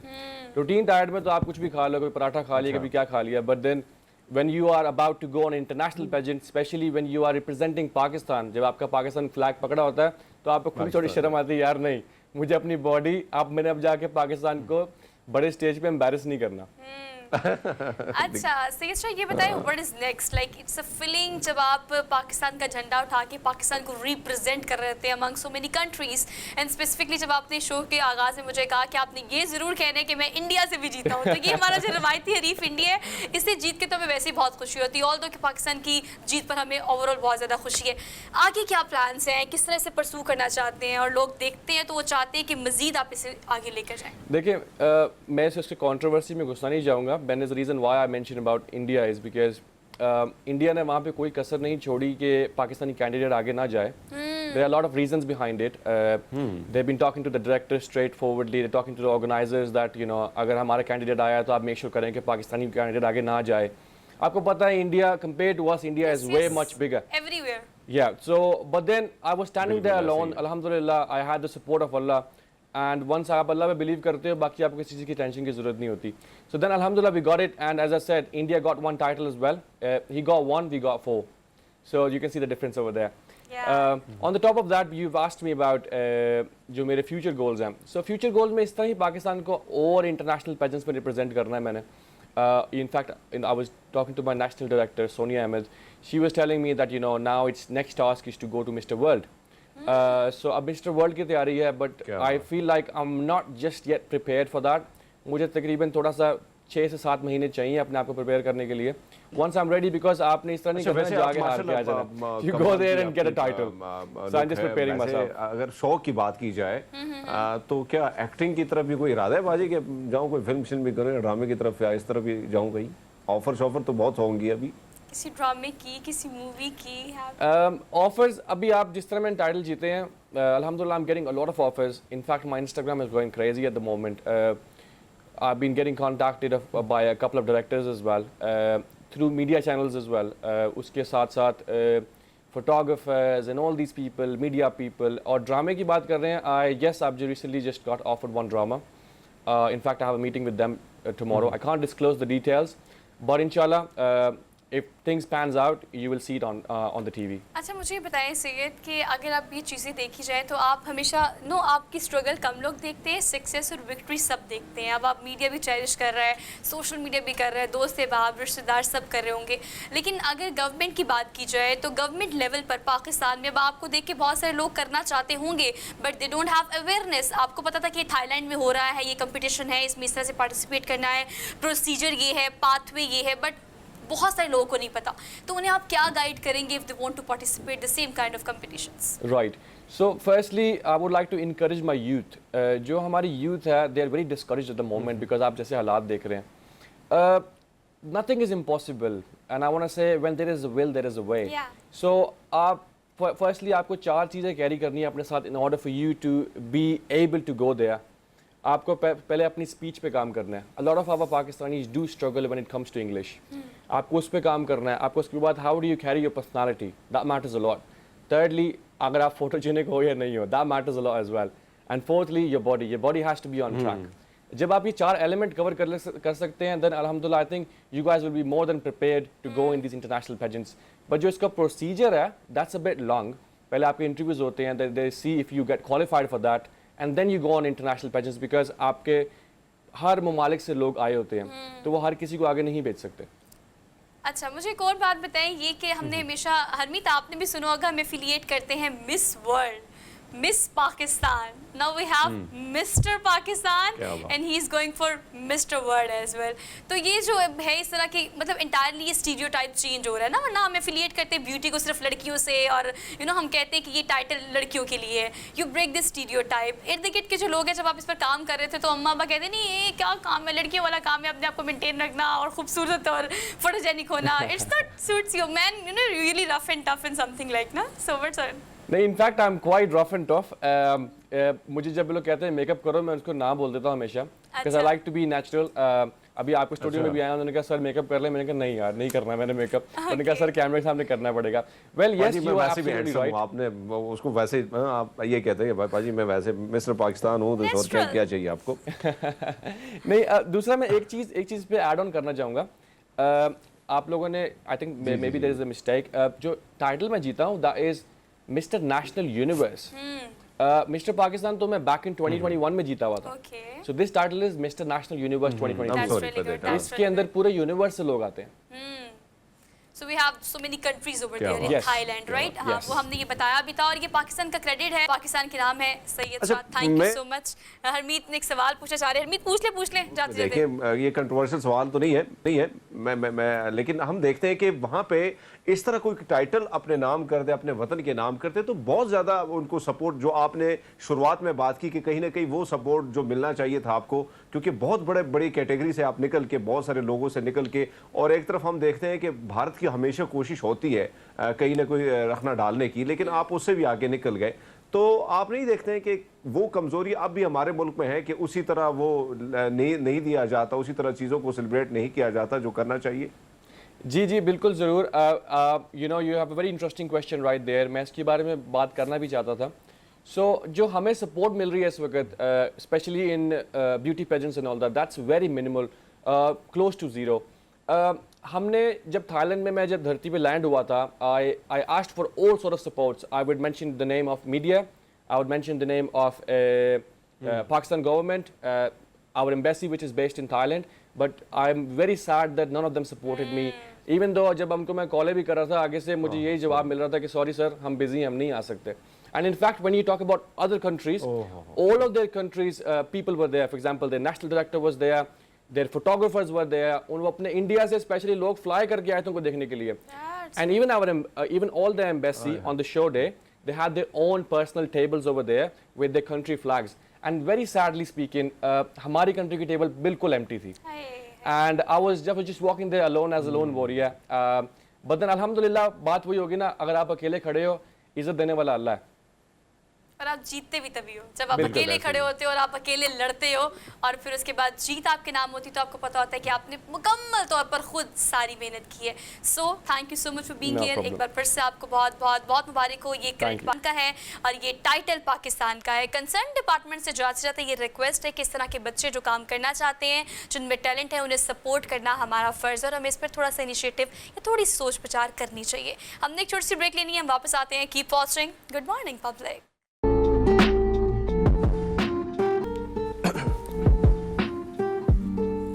Welcome back after the break. तो प्रोग्राम के आगाज़ में जब आपसे रन डाउन शेयर किया था, तो हमने आपसे बात ये की थी कि आज वर्ल्ड डोनर डे मनाया जा रहा है. पूरी दुनिया में जून के इस वीक में वर्ल्ड डोनर डे मनाया जाता है, और ख़ासतौर पर अगर पाकिस्तान की बात की जाए तो बहुत बड़ी तादाद में डोनर्स की, और ख़ासतौर पर अगर थैलेसीमिया के बच्चों की बात की जाए तो एक ही फाउंडेशन ऐसी है जिसका नाम सबसे पहले हमारे जहन में आता है, जो बच्चों के लिए, उनकी खिदमात के लिए, उनकी इस डेफिशिएंसी को पूरा करने के लिए हर वक्त पेश है. और एक बड़ा नेटवर्क जिसको शुरू किया वो आज दुनिया के बहुत सारे लोग उन्हें जानते भी हैं, इस फाउंडेशन को बहुत सारे लोग डोनेट भी करते हैं, बहुत सारे लोग अपने एहतियात पहुंचाते भी हैं। और अगर पाकिस्तान की बात की जाए तो हर नौजवान की कोशिश होती है कि वो अपना हिस्सा इस फाउंडेशन में और इस कारवां में ज़रूर डाले। जी हाँ, मैं बात कर रही हूँ सुंदस फाउंडेशन की। आपका तारुफ करा देती हूँ, मेरे साथ डॉक्टर मोहम्मद इमरान कदीर साहब मौजूद हैं और इनका ताल्लुक सुंदस फाउंडेशन से है, डायरेक्टर रिसर्च हैं। आपको आज के शो में खुशामदीद कहते हैं सर। अस्सलाम वालेकुम सर, कैसे हैं आप? जी sir, thank you so much for being here. Sir, कहिएगा, वर्ल्ड डोनर डे मनाया जा रहा है, हम तो बहुत इस पर काम भी करते हैं, लेकिन जब हम थैलेसीमिया के बच्चों को देखते हैं तो हम सुंदस फाउंडेशन को हमेशा से हमने देखा कि किस तरह से पेश रहा है बच्चों को खून की एहतियात देने के लिए। इस वक्त कितनी कमी हमारे पास मौजूद है, जो कि आप रिसर्च भी करते हैं, और कितना हम इस डेफिशिएंसी को पूरा कर पा रहे हैं? जी, सबसे पहले तो मैं आपका शुक्रिया अदा करता हूँ कि आपने इस प्लेटफॉर्म पे मुझे इनवाइट किया। और ये आज के दिन के मुनासबत से मैं ये कहना चाहूँगा कि आज पूरी दुनिया में जो है ब्लड डोनर्स डे मनाया जा रहा है। ब्लड डोनर्स डे मनाने का एक मकसद तो ये है कि हमारे जो डोनर्स हैं उनको अप्रिशिएट करना, उनको इनक्रेज करना, ताकि वो मज़ीद जो वो मिज़रेबल लाइफ गुजार रहे हैं पेशेंट्स, मुख्तलिफ स्पेशली जो थैलेसीमिक पेशेंट्स हैं और हीमोफिलिक पेशेंट्स हैं या जिनको फ्रीक्वेंट ब्लड ट्रांसफ्यूजन होती है, उनको ब्लड की रिक्वायरमेंट होती है, तो उनको लिए वो हेल्प आउट करते हैं उनको रेगुलर बेसिस पे। दूसरा, मैं सुंदस फाउंडेशन का आपको थोड़ा बैकग्राउंड बताना चाहूँ कि सुंदस फाउंडेशन अरसा 25 साल से थैलेसीमिया, हीमोफीलिया और ब्लड कैंसर में मुब्तला 5000 से ज़्यादा अफराद को जो है ब्लड ट्रांसफ्यूजन रेगुलर प्रोवाइड कर रही है। ना सिर्फ ये है कि हम उनको ब्लड ट्रांसफ्यूजन रेगुलर प्रोवाइड कर रहे हैं, बल्कि उनकी जो डिफरेंट जो मेडिसिन होती हैं, आयरन चिलेशन थेरेपी, उनको भी प्रोवाइड कर रहे हैं। हमारे जो मुन्नू भाई हैं, अल्लाह ताला उनको अपनी जन्नत फिरदौस अदा करे, वो उन्होंने इस दरख्त को, पौधे को लगाया था और आज ये एक तनावर दरख्त की तरह चल रहा है। जी जी, बिल्कुल ऐसे ही है। अब हम जो है, हमारी जो प्रेसिडेंट हैं यासीन खान साहब, उनकी सरबराही में हम पंजाब के मुख्तलिफ शहरों में, सियालकोट, फैसलाबाद, गुजरात, गुजरांवाला और लाहौर में ये सेंटर चला रहे हैं। और यहाँ पे बहुत से बच्चे, ना सिर्फ थैलेसीमिक बच्चे, हीमोफिलिक बच्चे, बल्कि आम जो आवाम मुख्तलिफ हॉस्पिटल से जो जिनको ब्लड की ज़रूरत होती है वो भी इससे मुस्तफ़ीद हो रहे हैं। जी जी। तो डोनर डेज़ के हिसाब से मैं बताना चाहूँगा कि आज ब्लड डोनर डेज़ का जो एक थीम है, जो एक स्लोगन है, वो है कि यकजहती करना। ब्लड डोनर्स जो है वो एक यकजहती करें, अपनी एफ़र्ट जो है वो मैक्सिमम एफ़र्ट जो है वो दें, ताकि बहुत सी मासूम जानों को और बहुत से मरीज़ों को बचाया जा सके। बिल्कुल ठीक है जी। हरमीत, अच्छा डॉक्टर साहब, अगर हम देखें, क्योंकि ज़ाहिर बात है 14 जून है और इसी हवाले से ये दिन मनाया जाता है, लेकिन पाकिस्तान में अगर हम देखें तो हम देखते हैं कि 47% जो है वो पूरी दुनिया जो तरक्की याफ्ता ममालिक है वहाँ से ब्लड डोनेशन जो है वो कलेक्ट की जाती है। लेकिन अगर हम पाकिस्तान की बात करें तो ये बताइएगा कि ज़रूरत कितनी है और लोग इस डोनेशन में कितना बढ़ चढ़ कर हिस्सा लेते हैं? जी, आपने बहुत अच्छा क्वेश्चन रेस किया, बल्कि बताया कि ग्लोबली जो है वो तकरीबन 112 मिलियन यूनिट जो है दरकार होते हैं एनुअली, WHO की रिपोर्ट के मुताबिक। लेकिन अनफॉर्चुनेटली लो इनकम कंट्रीज़ जैसे पाकिस्तान है, इसमें हम सिर्फ और सिर्फ 1% से भी कम पॉपुलेशन जो है हमारी ब्लड डोनेशन देती है, जो कि तकरीबन 3.6 डोनेशन पर 1000 पर्सन होता है। जो रिक्वायरमेंट है मिनिमम वो है 10 डोनेशन पर 1000 डोनर्स यानी पेशेंट्स।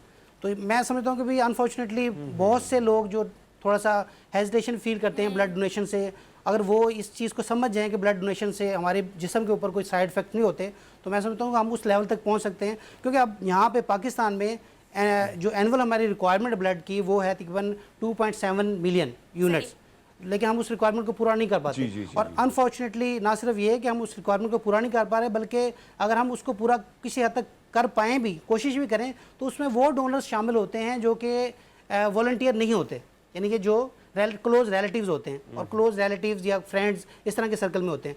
हमें जो चाहिए, जो WHO का क्राइटेरिया है। मैं एक सवाल इधर से एक और ऐड करना चाह रहा हूँ आपसे, जानना चाह रहा हूँ कि आपने जो फरमाया कि 1%, ये तो बहुत ज़्यादा कम है। अगर हम देखें, हमारे मुल्क में एक मिथ पाई जाती है कि घबराहट जो है, अगर हम बात करते हैं कि ब्लड डोनेशन देना है तो बहुत सारे लोग कहते हैं नहीं भैया खून कम हो जाएगा तो भैया हम कमज़ोर हो जाएंगे। तो ये जो चीज़ है, एक तो ये थोड़ा सा क्लियर कीजिएगा, और दूसरी बात ये कि साल में कितनी बार जो है वो ब्लड देना चाहिए और वो कितना आपकी सेहत के लिए कितना मुफीद होता है? जी, सबसे पहले तो मैं ये बताना चाहूँगा कि ब्लड डोनेशन से हमारी बॉडी पे कोई साइड इफेक्ट नहीं होता, क्योंकि आप मेडिकली हमारी बॉडी के अंदर जो 5 लीटर ब्लड होता है हमारी बॉडी में सर्कुलेट हो रहा है, अल्लाह ताला ने हमारी बॉडी के अंदर स्टोरेज, जैसे हम ब्लड बैंक हमारे जो हमारी ये बैंक होता है हम उसमें एक्स्ट्रा अमाउंट अपनी डिपॉजिट करवा देते हैं, इसी तरह अल्लाह ताला ने हमारी बॉडी के अंदर लीवर में, स्प्लीन में एक्स्ट्रा ब्लड स्टोर किया होता है। तो at the time of need, like अगर खुदा ना खास्ता किसी को रोड साइड इंजरी हो जाए तो वो ब्लड जो हमारा स्टोरेज फॉर्म में होता है वो सर्कुलेशन में आ जाता है। अगर हम वो ब्लड डोनेट नहीं करेंगे तो डेफिनेटली वो हमारी डेब्रीज में, हमारे यूरिन के ज़रिए, स्टूल के ज़रिए वो ज़ाया हो जाएगा। और इसकी जो लाइफ होती है 120 डेज़ होती है। हो सकता है जो आप जब ब्लड डोनेट कर रहे हैं किसी का, वो हो सकता है उसका आज लास्ट मूवमेंट हो। तो मेरा ख्याल है कि ना सिर्फ ये ब्लड डोनेशन से हमारी बॉडी के ऊपर अच्छे इफेक्ट्स होते हैं, जो क्योंकि ब्लड प्रेशर कंट्रोल होना, हाई ब्लड प्रेशर के पेशेंट्स के लिए रिकमेंडेड है ये कि अगर ब्लड प्रेशर किसी को हो, इशू हो, इस तरह कोलेस्ट्रॉल, हाइपरलिपिडीमिया, जो कोलेस्ट्रॉल ज़्यादा होता है या स्ट्रेस होता है या डिप्रेशन होता है, इसको सबसाइड करने के लिए, इसको कम करने के लिए यूरोपियन कंट्रीज स्पेशल जो डेवलप कंट्रीज हैं उनमें ये रेगुलर बेसिस पे ब्लड जो है वो वॉलंटियरली ब्लड डोनेट करते हैं लोग। अच्छा डॉक्टर साहब, ये कहिएगा कि इस एम्बिग्विटी को भी दूर करें। एक तो हरमीत ने आपसे ये सवाल किया कि लोग डरते हैं कि कहीं हमारी मेडिकली अनफिट ना हम हो जाए अगर हम ब्लड डोनेट करें। प्लस अगर आप कॉलेज यूनिवर्सिटीज़ की बात करें तो आप लोग बहुत सारी कैंपेन्स चलाते हैं, जाते हैं वहाँ पर ना, बच्चे चाहते हैं खुद की थैलेसीमिया के बच्चों को जो ब्लड है वो डोनेट भी करें और लोग पार्टिसिपेट करते हैं काफ़ी इस किस्म की कैंपेन में। लेकिन ये एम्बिग्विटी दूर कीजिएगा कि वहाँ पर जो चीज़ें इस्तेमाल होती हैं, ख़ासतौर पर लोग कहते हैं कि आलात जो हैं वो बड़े क्लीन होने चाहिए, ऊपर से हाइजीन का बड़ा ख्याल रखना चाहिए, फिर ऊपर से अब कोविड जब आया तो उसके बाद लोग ज़्यादा डर गए। सुंदर्स फाउंडेशन इस हवाले से क्या SOPs रखती है ताकि लोग जाएं और डोनेट करें? इसमें कोई कबाहत नहीं है जी अल्हम्दुलिल्लाह। एक तो ये है कि हमारे जो एडमिनिस्ट्रेशन है, हमारे जो हेड हैं यासिन खान साहब, वो भी, और जो हमारी पूरी टीम है टेक्निकल, जितने भी लोग हैं हमें वो इस बात पे इंकरेज करते हैं कि हम क्वालिटी पे कॉम्प्रोमाइज़ ना करें। एक तो ये चीज़ है कि हम जो ब्लड डोनर्स को, उसकी सेफ्टी बहुत ज़रूरी है, उसके लिए हम प्रॉपरली SOPs को फॉलो करते हैं। उसके लिए हम जो बैग्स हैं वो स्टैंडर्डाइज यूज़ करते हैं। ऐसा नहीं कि हम कोई थर्ड क्लास या इस तरह के बैग यूज़ करें जो कि इन्फेक्शन का सबब बन सकें। हम प्रॉपर तरीके से जैपनीज़ बैग यूज़ करते हैं और प्रॉपर SOPs को फॉलो करते हैं। और ना सिर्फ ये कि हम उन SOPs को फॉलो करते हैं, बल्कि हम उसका डोनर का कंसेंट लेते हैं बिफोर डोनेशन। यानी कि अगर डोनर से हम हिस्ट्री लेते हैं कि आया कि कोई हिस्ट्री तो नहीं उसके पास, जैसे मैंने आपको बताया कि ब्लड डोनेशन से ना सिर्फ ये है कि भाई एक तो ये है कि वो मुख्तलिफ जानों का बचाव का जरिया बन रहा है। स्पेशली जो थैलेसीमिक बच्चे हैं जो मिजरेबल लाइफ गुजार रहे हैं, थैलेसीमिया, हीमोफीलिया, ब्लड कैंसर के जो तीनों पेशेंट्स होते हैं, एक बैग डोनेटेड बैग से 3 से 4 बच्चे मुस्तफ़ीद हो रहे हैं। ना सिर्फ ये कि वो बच्चों का फ़ायदा होता है, बल्कि जो डोनर होता है उसका अपना फ़ायदा भी होता है, क्योंकि उसको उसका स्क्रीनिंग स्टेटस पता लग जाता है, हेपेटाइटिस B का, C का, HIV का। और इस तनाजुर में मैं आपको बताना चाहूँगा कि सुंदर फाउंडेशन एक वाहिद इदारा है कि जो proper state of the art equipment के ऊपर ये स्क्रीनिंग मेथड तमाम कर रहे हैं। हेपेटाइटिस B, C, HIV अगर हम ऑन पेमेंट ये टेस्ट करवाएं किसी अच्छी लैब से तो तकरीबन 7 से 8 हज़ार खर्चा आता है। लेकिन अल्हम्दुलिल्लाह ये है कि हम तो एक तो डोनर्स का हम केयर करते हैं, उसकी प्रॉपर स्क्रीनिंग करते हैं, ये हमारा एक प्री रेक्विजिट है कि हम स्क्रीनिंग करते हैं। उसके अलावा अगर खुदा ना खास्ता किसी ब्लड में कोई इन्फेक्शन पाई गई हो तो हम उस डोनर के ना सिर्फ ऐसा नहीं कि हम उसके हाल पे छोड़ देते हैं, बल्कि हम उसकी प्रॉपर तरीके से उसकी काउंसलिंग करते हैं, उसकी हेल्प आउट करते हैं, उसकी एक्सटेंडेड स्क्रीनिंग करवाते हैं, फर्दर इस तरह के हम उसको फैसिलिटेट भी करते हैं। अच्छा डॉक्टर साहब, ये कहेगा चूँकि आप रिसर्च डायरेक्टर हैं तो आप इस चीज़ के बारे में बताएगा कि इस वक्त कितना, अगर आप वीकली बात करें, डेली की बात कर लें, मंथली की बात करें, और अगर ये बच्चों की बात करें उनको हम खून के एहतियात लगाते हैं, उसकी कितनी अभी इस वक्त डेफिशिएंसी है, कितनी आपका टारगेट होता है, कितनी उस कमी को हम पूरा कर पाए हैं, किस तरह से आप इसे मीट करते हैं? जी एक तो मैं ये बताना चाहूँगा कि हम अल्हम्दुलिल्लाह सुंदर्स फाउंडेशन के बहुत से हेल्पिंग हैंड्स हैं, जिनमें पंजाब पुलिस, जिनमें दावत इस्लामी, जिन्होंने बहुत सी कोविड की प्रेवलेंस जब हुई तो आपको पता है कि बहुत से लोग जो है थोड़ा सा ये मिथ थी कि नहीं ब्लड डोनेट करेंगे हम तो डेफिनेटली हमें वीकनेस हो जाएगी या हम थोड़ा सा कांटेक्ट में रहेंगे तो हो सकता है इन्फेक्शन ना फैल जाए कोविड की। तो इस पीरियड के दौरान मैं समझता हूँ कि पंजाब पुलिस ने, हमारे दावत इस्लामी ने और बहुत सी ऐसी प्राइवेट सेक्टर्स में और इदारे हैं, एजुकेशन इंस्टीट्यूट्स हैं जिन्होंने हमें हेल्प आउट किया और अल्हम्दुलिल्लाह हमारे बच्चों को वो कोई भी डेफिशिएंसी महसूस नहीं हुई ब्लड की रिक्वायरमेंट। वैसे अगर हम देखा जाए तो बहुत से ऐसे, मैंने आपको बताया कि ये थैलेसीमिक हीमोफिलिक बच्चे तो ज़ाहिर है स्पेशल केयर के जो ना वो मतलाशी होते हैं और इनको मेरा ख्याल है कि जब तक हम स्पेशल केयर नहीं देंगे तो डेफिनेटली इनको, क्योंकि फ्रीक्वेंट ट्रांसफ्यूजन होती है, फोर्टनाइटली होती है, हर 14 दिन के बाद इनको ब्लड लगना होता है, तो इनकी डिपेंडेंसी जो है टोटली ब्लड के ऊपर होती है। तो मैं समझता हूँ कि जितने भी लोग हैं हमारे डोनर्स हैं वो हमारे हीरो हैं। तो हम आज का दिन जो है उन्हीं की एक, मैं समझता हूँ कि उनको अप्रिसिएशन के लिए हम मना रहे हैं कि ताकि उन लोगों को मज़ीद इंकरेज किया जाए। और सुंदर फाउंडेशन बल्कि इस तरह के बहुत से ऐसे इदारे हैं जो कि थैलेसीमिया हीमोफिलिक पेशेंट को सर्विसेज प्रोवाइड कर रहे हैं, उनकी ये हेल्प कर रहे हैं। बिल्कुल ऐसे ही। डॉक्टर साहब thank you so much for being here. आपका पैगाम, मैं भी उस बात को एक बार फिर सकती हूँ कि इस मिसकंसेप्शन से निकल के कि कोई आपको मेडिकल मसला हो जाएगा या कोई आप मेंटली मसले में हैं, हेमोफीलिया और थैलेसीमिया के बच्चों को आपके खून के एहतियात की ज़रूरत है। तो आज के दिन इस चीज़ का फैसला करें कि आपने महीने में एक दफ़ा ये इनिशिएटिव ज़रूर लेना है। हमने एक छोटी सी ब्रेक लेनी है, हम वापस आते हैं। आप देखते रहिएगा program good morning public. Welcome back after the break. Program के इस लास्ट सेगमेंट में हम बात करेंगे थोड़ी सी टेक्नोलॉजी की। कहा जाता है कि जब ज़माने के साथ आपने चलना है तो टेक्नोलॉजी रिलेटेड जो भी इन्हांसमेंट है और जो भी आप देख रहे हैं कि रोज़ाना की बुनियाद पर चीज़ें अपडेट हो रही हैं आपकी ब्यूटी को इन्हांस करने के लिए, या आपको वो चीज़ें जो मसला बहुत अरसे से चल रहा है लेकिन उसका कोई हल आपको नज़र नहीं आ रहा, तो टेक्नोलॉजी के साथ साथ अगर आप बालों की बात की जाए, ब्यूटी की बात की जाए, आप किसी भी XYZ की आप बात करें, तो आपको ज़माने के साथ चलने के लिए इन चीज़ों के बारे में पता होना चाहिए कि किस तरह से अगर बालों का मसला है तो आप PRP की तरफ जाएंगे, अगर स्किन का मसला है तो आप हाइड्रा की तरफ जाएंगे, या इस तरह का कोई भी मसला। लेकिन हमारा काम है आपको बताना कि इसके साइड इफेक्ट क्या है, इसके आफ्टर इफेक्ट्स क्या हैं और इसके बिफोर इफेक्ट के लिए आपको क्या क्या प्रिकॉशंस करनी पड़ेंगी। उसके लिए हमने इन्वाइट किया है, हमारे साथ डॉक्टर नासिर मौजूद हैं, हेयर ट्रांसप्लांट एक्सपर्ट हैं प्लस PRP एक्सपर्ट है। इनसे आज ढेर सारी बातें करेंगे और आपके सारे सवाल इनसे पूछेंगे। अस्सलाम वालेकुम सर। वालेकुम सलाम जी। How are you sir? बिल्कुल ठीक सर ठाक। Thank you so much for being here, good to Thank see you for you. inviting. Sir बहुत सारी मार्केट में चीज़ें ऐसी आ गई हैं कि लोग डर भी गए हैं, लोग ट्राई भी करते हैं और लोग ट्राई करना भी चाहते हैं। हम ग्रेजुअली चलेंगे exactly what is PRP called और ये किस लिए होता है? PRP बेसिकली एक एंटी एजिंग प्रोसीजर है और इससे PRP से जो वर्ड बनता है वो प्लेटलेट रिच थेरेपी इसको कहते हैं। प्लेटलेट रिच थेरेपी का मतलब ये है कि आपकी बॉडी से थोड़ा सा ब्लड लेके और उसके अंदर ब्लड में जो आपके 3 मेजर सेल्स होते हैं, red blood cells, white blood cells और प्लेटलेट्स। तो PRP के अंदर सिर्फ प्लेटलेट्स को ब्लड के अंदर से एक्सट्रैक्ट कर लेते हैं और उसका कॉन्सेंट्रेट लिक्विड बना के वो जिस जगह पे भी आपकी डैमेज हो या एजिंग की वजह से डिजनरेशन हो तो वहाँ पे आप जब इंजेक्ट करते हैं तो प्लेटलेट्स के अंदर ग्रोथ फैक्टर्स होते हैं और वो आपकी बॉडी के अपने रिपेयर मैकेनिज्म्स को एक्टिवेट करते हैं और अगर वहाँ डैमेज हो गया है या इंजरी हुई है या बर्न हो गया है उसको रिपेयर करते हैं, या एजिंग की वजह से अगर वहाँ पे कोई आपकी ऐसी चेंज आ गई है जिस तरह कोलेजन कम हो गया है, फैट कम हो गई है, फाइन लाइंस आ गई हैं, रिंकल्स आ गए हैं, उसको वो दोबारा से रिकवर करने में हेल्प करते हैं। ठीक है डॉक्टर साहब, ये कहिएगा कि अब जब चीज़ एक मार्केट में आती है तो मेरी जैसी बंदी तो रिव्यूज़ पे बहुत रिलाय करती है। अगर मैं किसी डॉक्टर के पास जाने से पहले सोशल मीडिया पे जाऊंगी, रिव्यूज़ देखूंगी, मैंने हाइड्रा की तरफ जाना हो या मैंने PRP की तरफ जाना हो, लोगों का सवाल ज़्यादातर ये होता है कि रिव्यूज़ हर जगह बहुत अच्छे होते हैं। आपको पता है आजकल सोशल मीडिया का ज़माना है, इन्फ्लुएंसर, सोशल मीडिया एक्टिविस्ट असल में रिव्यू नहीं भी देते, बस आपने वहाँ से ट्रीटमेंट करा लिया तो रिव्यू दे देते हैं।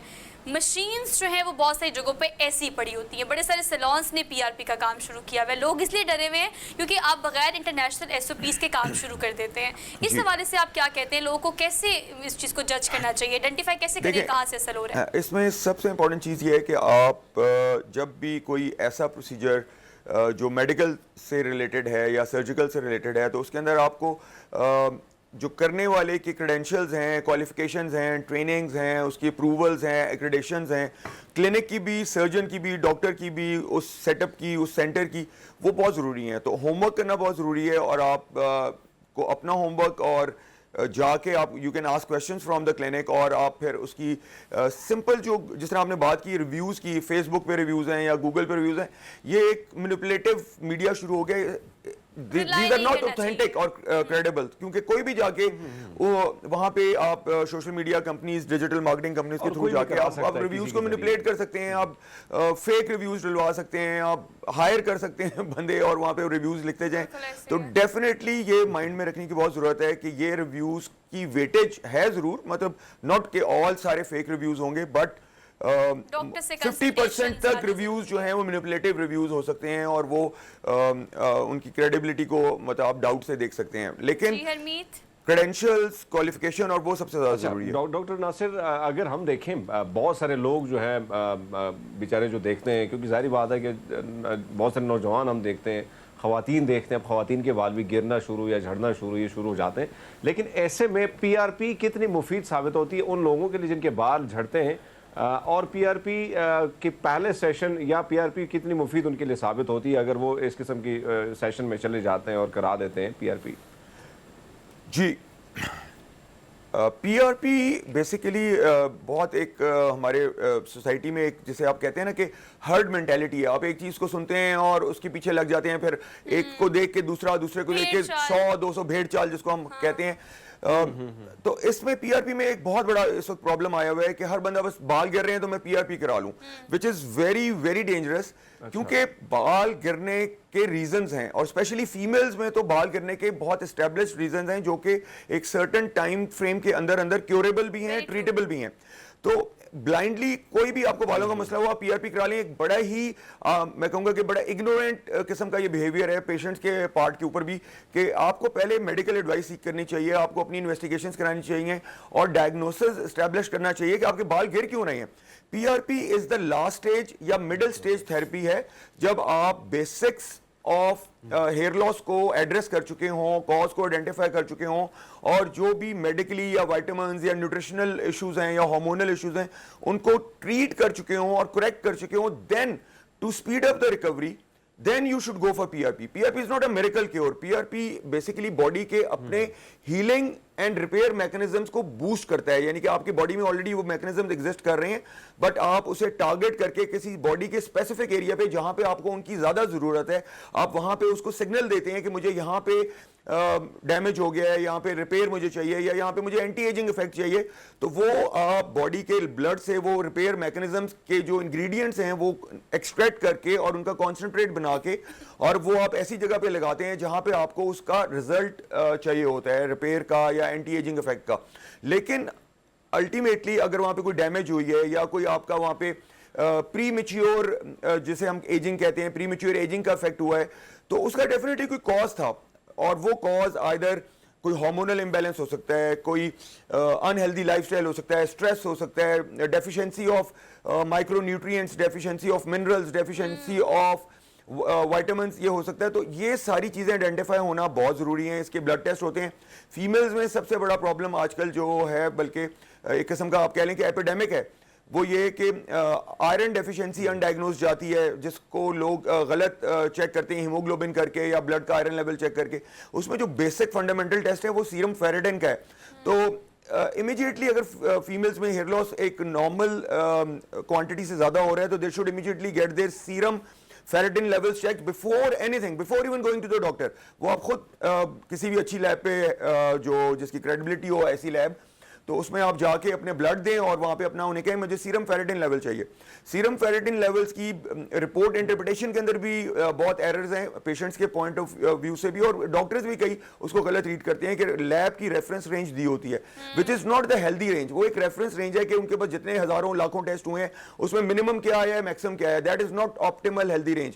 फेरेटिन हेल्दी स्किन, हेयर और हेल्दी लाइफ के लिए सीरम फेरेटिन लेवल्स कम से कम 80-90 की रेंज में होने चाहिए।